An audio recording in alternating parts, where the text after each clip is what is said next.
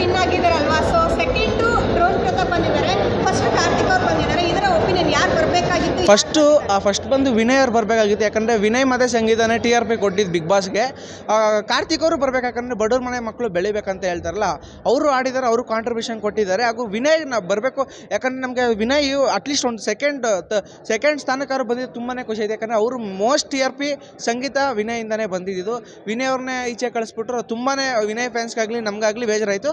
Drone Pratap ಅವರು second runner up ಬಂದರು. First ಬಂದಿದ್ರು ಅವರು ಚೆನ್ನಾಗಿರ್ತಾಯಿದ್ರು. ಅವ್ರು ನಂಗೊಂದು ಇದಾಯಿತು ಪ್ರಶ್ನೆ, ತುಕಾಲಿ ಸಂತೋಷ್ ಅವ್ರಿಗೆ ಮತ್ತು ಡ್ರೋನ್ ಪ್ರತಾಪ್ ಅವರು ಏನು ಗೇಮ್ ಆಡಿದ್ದಾರೆ ಅದರೊಳಗೆ.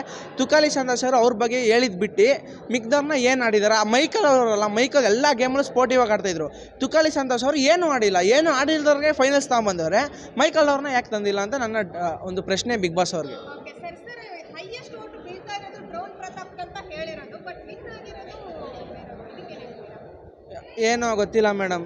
ನೀವು ಹೇಳ್ದಂಗೆ ನಿಮ್ಗೆ ಹೈಯೆಸ್ಟ್ ವರ್ತೂರು ಸಂತೋಷ್ ಅವ್ರಿಗೆ ಹೈಯೆಸ್ಟ್ ಬಂದಿರ್ತಕ್ಕಂಥ ನಾನು ರೈತರೆಲ್ಲ ಓಟ್ ಹಾಕಿದ್ದಾರೆ. ಬಟ್ ವರ್ತೂರು ಸಂತೋಷ್ ಅವ್ರನ್ನ ಈಚೆ ಕಳಿಸಿದ್ರು. ಹೈಯೆಸ್ಟ್ ಓಟು ವಿನಯ್ ಅವ್ರು ಕೂಡ ಬಂದಿರುತ್ತೆ. ಹಾಗೂ ವಿನಯ್ ಅವ್ರನ್ನು ನನ್ನ ಪ್ರಕಾರ ಇದು ವೋಟಿಂಗಲ್ಲಿ ಸೇವ್ ಮಾಡಿಲ್ಲ ಅಂತ ನನ್ನ ಅಭಿಪ್ರಾಯ. ವೋಟಿಂಗ್ ಮೇಲೆ ಮಾಡಿಲ್ಲ. ಮತ್ತೆ ಹೇಳ್ತಾರಲ್ವಾ ಸರ್, ವೋಟಿಂಗ್ ಮೇಲೆ ಈ ಬಿಗ್ ಬಾಸ್ ಅವ್ರು ಹೇಳ್ತಾರೆ ನೋಡಿ ಮೇಡಮ್. ನನ್ನ ಹತ್ರ ಈಗ 10 ಲಕ್ಷ ಕಾರ್ ಐತೆ, ನಮ್ಮ ಅಪ್ಪನ ಹತ್ರ ಒಂದು 2 ಸೈಟ್ ಐತೆ ಅಂತ ಹೇಳ್ತೀನಿ. ನನಗೆ ಗೊತ್ತು ನಾನು ಏನೇ ಇದ್ದೀನಿ ಅಂತ. ಹಿಂದೆ ಅವ್ರಿಗೆ ಹೆಂಗೆ ಗೊತ್ತಿರುತ್ತೆ ಮೇಡಮ್? ಕಾರ್ತಿಕ್ ಅವ್ರಿಗೆ ಅದು ಲಾಸ್ಟ್ 1 ವೀಕ್ ಬ್ಯಾಕ್ ಅವ್ರ ತಂಗಿದೊಂದು ವಿಡಿಯೋ ಬಂತು ನೋಡಿ, ಕ್ಲಿಪ್ಸ್ ಅರ್ಧಾಟ್ ನೋಡಿ, ಅದು ಅವ್ರಿಗೆ ಪ್ಲಸ್ ಪಾಯಿಂಟ್ ಆಯಿತು ವಿನ್ ಆಗೋಕ್ಕೆ.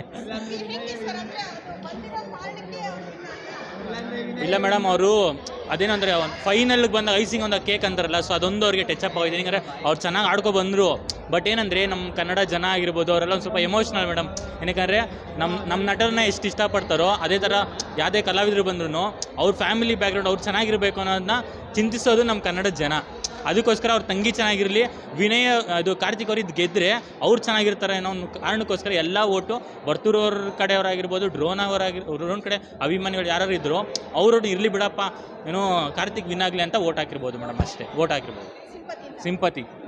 ಬಟ್ ಅವರು ಆಡಿದ್ದಾರೆ, ಬಟ್ ಇಲ್ಲ ಅಂತೆಲ್ಲ. ಬಟ್ ಅದೊಂದು ಸಿಂಪತಿನೋ ಏನಾದ್ರು ಇಟ್ಕೊಳ್ಳಿ ಮೇಡಮ್, ಬಟ್ ಅದೊಂದು ಪ್ಲಸ್ ಪಾಯಿಂಟ್ ಆಯ್ತು ಅವ್ರಿಗೆ ಅಷ್ಟೇ.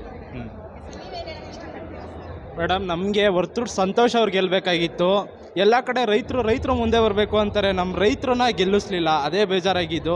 ಎಲ್ಲದರಲ್ಲೂ ಪಾಪ ಒಬ್ಬ ರೈತ ಅಲ್ಲಿವರೆಗೂ ಬಂದವರೇ, ಅವ್ರನ್ನ ಗೆಲ್ಲಿಸ್ಬೇಕು ಅಂತ ಯಾರೂ ಮಾತಾಡಿಲ್ಲ ನೋಡಿ. ಇವಾಗ ಅವ್ರದ್ದು ಕೆಟ್ಟದ್ದು ಹುಲಿ ಉಗ್ರು ಅದೆಲ್ಲ ಬಂತು, ಅದಕ್ಕೆ ಮಾತ್ರ ಹೈಲೈಟ್ ಮಾಡಿದ್ರು.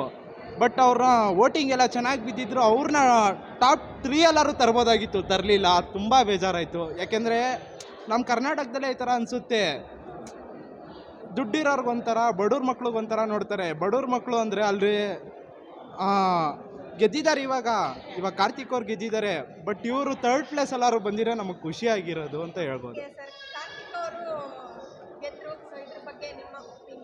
ನಮಗೆ ಆ ಥರ ಬಂದರೆ ವಿನಯ್ ಅವ್ರು ಗೆಲ್ಲಬೇಕಾಯ್ತು ಮೇಡಮ್.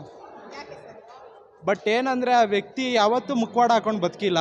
ಖುಷಿ ಅನ್ಸರೆ ಖುಷಿ, ದುಃಖ ಅನ್ಸರೆ ದುಃಖ, ಎರಡೂ ಅವರು ಹೆಂಗೆ ಪೋಟ್ರೆ ಮಾಡ್ತಿದ್ರು ಅಂದರೆ ಮುಖವಾಡ ಹಾಕೊಂಡು ಯಾವತ್ತೂ ಬದುಕಿಲ್ಲ, ಇದ್ದಂಗೆ ಹೇಳೋರು.